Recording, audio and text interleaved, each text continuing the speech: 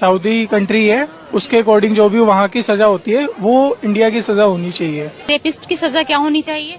Saudi अरब की तरह एक सजा होनी चाहिए उसको। यहाँ पर सजाए मौत होनी चाहिए, जैसे अरब में होती है वैसे यहाँ भी होनी चाहिए, हर जगह होनी चाहिए ये चीज। ऐसे लोगों को तो छोड़ना ही नहीं चाहिए, उनका तो यही सजा है कि सजाए मौत हो उन्हें। जी मौत की सजा होनी चाहिए जो सऊदी अरब में है। की सजा तो मौत ही होना चाहिए, क्योंकि 3 दिन के अंदर ही उसे मार देना चाहिए। अगर पुलिस पकड़े या कोई भी 3 दिन के अंदर उसे मार देना चाहिए। ये लूट मार जो हो रहा है, जैसे सऊदी अरब में नहीं है, यहाँ भी वैसे कानून होना चाहिए। जैसा सऊदी अरब में कानून बनाया गया, सेम उसी तरह कानून हमारे इंडिया में ही लागू करनी चाहिए। इंडिया में एक बच्चों के साथ बलात्कार किया जा रहा है, यहाँ तक कि किसी भी औरत को सुरक्षित नहीं रखा जा सकता है। कहीं पे भी किसी भी मोड़ पे कोई भी औरत अपने आप को सुरक्षित महसूस नहीं कर रही है। बाहर का कानून होना चाहिए जिसके लिए सऊदी अरब की तरह जैसे सजाए मौत होनी चाहिए, खुले आम उनको फांसी पे लटकाया जाना चाहिए।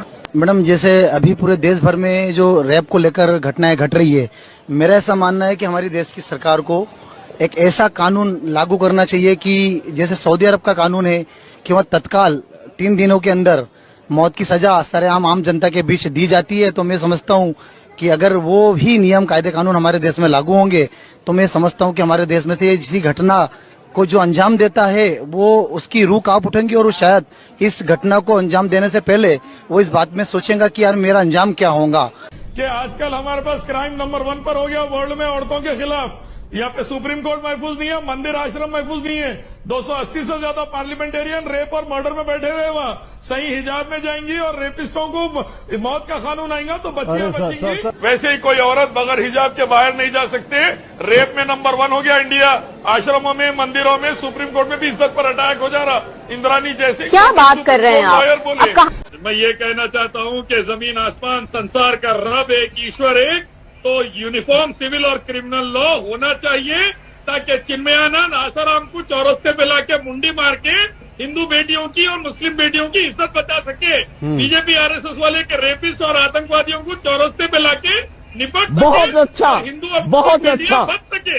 जमीन आसमान का रब है तो कानून भी, क्रिमिनल तो शराफुद्दीन थोड़ा सा सरकार हमारी बेटियों को बचाइए मंदिर से, आश्रम से, जहाँ भी रेप हो रहा वहां से।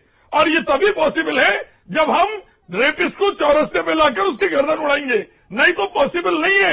हर 20 मिनट में एक रेप हो रहा, हजारों बच्चों का रेप हो रहा, लाखों बच्चों को फीटिसाइड में मार दे रही।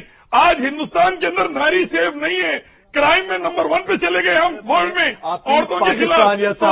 इस्लामिक लॉ हम सब जाइए फिर बाहर सऊदी अरब। आप देखिए रेप के खिलाफ कानून है, लेकिन रेप और गैंग रेप बढ़ रहे हैं। चिनाई की मासूम बच्ची का गैंग रेप हो गया आसिफा के बाद, गीता और संस्कृति का रेप हो गया, क्योंकि इंसानी बने हुए कानून इफेक्टिव नहीं रहते। इंडिया से लेकर अमेरिका तक देख लें आप, अल्लाह के, हम सबके ईश्वर के, गॉड के कानून सऊदी में जैसे वो लाइए, फिर देखिए किसी की हिम्मत नहीं होगी रेप या किसी मासूम को मारने की। चौरस्ते पे लाकर सजा इसलिए दीजिए ताकि सजा का डर रहे, सजा की हैबत रहे और कोई मासूम बच्चियों का गैंगरेप ना कर सके, किसी मासूम को दहेज के लिए जला के ना मार सके। शरिया लाएंगे, हिंदू बेटी बचेंगी, अल्लाह का कानून आएगा, आश्रम में बच्चियां बचेंगी, नहीं तो और चिन्मयानंद पैदा होंगे, प्रेम शुक्ला की बेटी की इज्जत पर बात आएंगी।